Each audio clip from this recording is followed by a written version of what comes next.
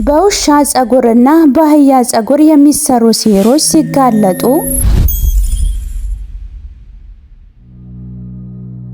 ይህ የቀልብ ዶክተር ድምጽ ነው። አልሐምዱሊላህ ታካሚዎቻችን የሚድኑ በእኛ ኃይል እንዳይመስሎት በአላህ ኃይል ብቻና ብቻ ነው። ከቀልብ ዶክተር ዓላማ ውስጥ የአላህን ተአምር ማንገስ ዋነኛው ነው። በየጊዜው በቀልብ ዶክተር ታክመው መዳናቸውን ማመን እስከሚያቀታቸው ሲቃይ የተናነቃቸው ሲገልጹ የአላህ ተአምር ምን ያህል የገዘፈና ግልጽ እንደሆነ ያሳየናል። ከህመም ወደ ጤነኝነት፣ ከጭንቀት ወደ ደስታ፣ ከጨለማ ወደ ብርሃን፣ ካላሰቡበት ወደ ስኬት የደረሱት በአላህ ተአምር ቢሆን እንጂ። ልብ ለአላህ እጅ የሰጠና የተናነሰ ሲሆን ግልጽ ይሆናል።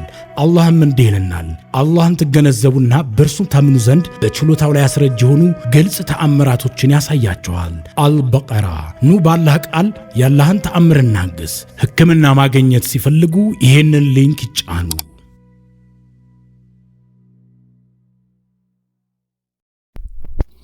በውሻ ጸጉርና በአህያ ጸጉር ላይ የሚሰሩ ሲህሮች ሲጋለጡ በኡስታዝ ኢብን አስለም የተጻፈ ክፍል 2።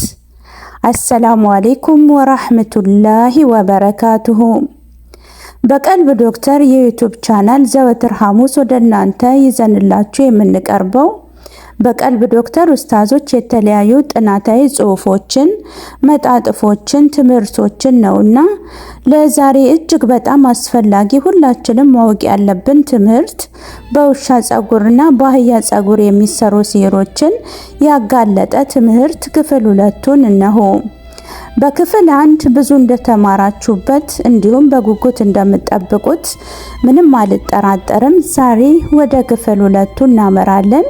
ሼር፣ ላይክ አድርጉ፣ እንዲሁም ሰብስክራይብ በማድረግ ቤተሰባችን ሁኑ። የሚለቀቁ ቪዲዮዎች ቶሎ እንዲደርሷችሁ ይሆናል ማለት ነው። ወደ ትምህርቱ። እነሆ አላህ በእውቀታቸው ያገዘፋቸው ባሮች አሉና በመጀመሪያ ወንድም አቡ አልዘንዳኒ ጋር በመቀጠል በእርሱ ግፊት ዶክተር አቡ ፈርሃን ጋር ጉዳዩን እንዲያግዙን በሚል አነሳሁት። አዎ አንድ ሰው ቪላ ቤት ሊኖረው ይችላል። ሌላው ደግሞ G+2 ሊኖረው ይችላል። ሌላው ደግሞ 30 እና 40 ፎቆች ወደ ላይ ሊጨምር ይችላል። ማዳነቅ ማካበድ አይሁንና የዶክተርን ዕውቀትና የኔን ዕውቀት በዛው ልዩነት ነበር ያገኘሁት። አላህም መልካም ስራውን ይውደድለት። ልጅ ስትመጣ ምንም አይነት ቁርአን እንዳይቀራላት ግና ደግሞ ባሏን እንድትጋብዘው ተደረገ። የእርሷን ምልክት በእርሷ ላይ ካየን ምልክቷን ማምጣት አለብን የሚለው ውሳኔ ተወሰነ። በመጀመሪያ ቀን ያንገራገረችው ሚስት በሌላ ቀን ተስማምታ ባሏን በስልክ ጠርታው መጡ። እርሱ መናገር ሲጀምር ልጅት ታጉረመርማለች። ባል ንግግሩ የታረመ ለሚስቱ እስካሁን ድረስ ጥሩ እይታ ያለው ቢሆንም ልጅት እርሱ ሲያወራ ቁና መተንፈስ፣ ድንገተኛ ሳሎችም በእርሷ ላይ ተመለከትን። ለኛ ክብር የነበራት ሴት እኛኑ መወረፍ ጀመረች። ይህቺ እንስት 100% በሚባል መልኩ ተለወጠችብን። ሱብሃንአላህ፣ የሲህር ክፋት። እንስቲቱ እያየናት ሌላ ነገር ሆነች። እቃዎችም መወርወር፣ በእርሱ ላይ መዛት፣ ለያሽ ለገራሽ ከፋች። ያኔም በጉዳዩ ላይ ሹራ አድርገን ባል በሌላ ጊዜ ቀጠርነው። ባልም በቀጠርነው ሰዓት ተገናኝተን በጉዳዩ ስናወራ ቤተሰቦቿን በሲህር እንደሚጠረጥር ነግሮን ምን እንደሚያደርጉት እንደነበረ እነርሱም ጋር ለምሳ ከሄደችበት ሰዓት ጀምሮ እርሱም ማግኘት ጠልታ 3 ቀን ሙሉ ክፍሏን ቆልፋ መቀመጧን እርሱ ዞር ሲል እንደምትወጣ ነገረን። ልብ ይበሉ፣ ይህ 3 ቀን የሲህር መጠናከሪያ ጊዜ ነው። ሰው ከህሊናው ጋር የሚዋጋበት ጊዜ ነው። ምን ሁኜ ነው ብሎ ራሱን የሚፈትሽበት ጊዜ ነው። በዚህ ጊዜ ለብቸኝነታቸው ጊዜ መስጠት ውጤቱን የከፋ ያደርገዋል። ሚስትም በሌላ ጊዜ ቀጠሮ ላይ ስትመጣ ስለ ቤተሰቦቿ በብዛት ጠየቅናትና የእርሷ ቁጣ በእኛም ላይ ብርቱ ነበር። እኔ የምፈልገው እንድትቀሩብኝ እንጂ እንድትጠይቁኝ አይደለም ነበር መልሷ። ሄደች። 3 ወራትን አልመጣችም። ጥናታችን በዛው ምክንያት ተቆራረጠ። እኛን ትታ ወደ አእምሮ ሕክምና ቦታ አምርታ መድኃኒቶችን መውሰድ ስትጀምር ይበልጡኑ እርሷ እንዳለችው ዱካክ ሰላሟን ነሳት። ይህን ጊዜ መቋቋም ሲያቅታት ወደኛ ዘንድ ተመልሳ መጣች። ይታያችሁ፣ እኛ ሕክምና እያደረግንላት አልነበረም። እያደረግን የነበረው ጥናትን ብቻ ነው።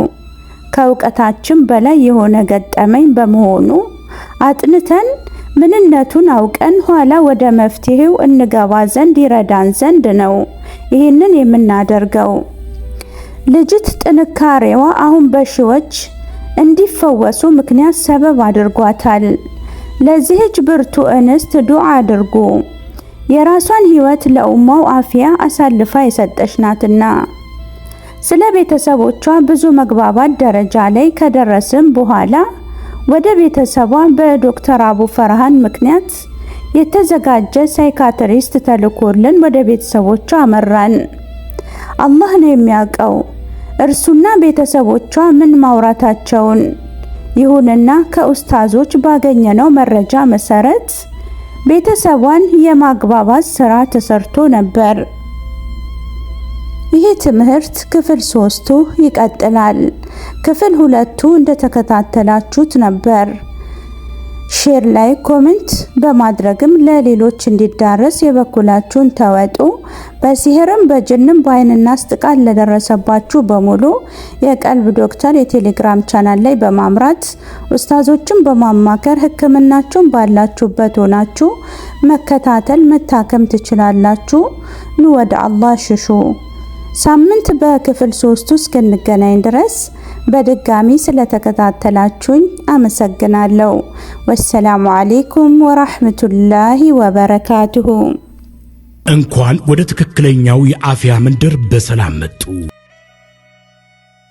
የቀልብ ዶክተር በሲህር በጅን በአይንናስ እንዲሁም የስነ ልቦና ጫና የደረሰባቸው የሰው ዘር ፍጥረታት በሙሉ ታክሙ የሚድኑበት ነው።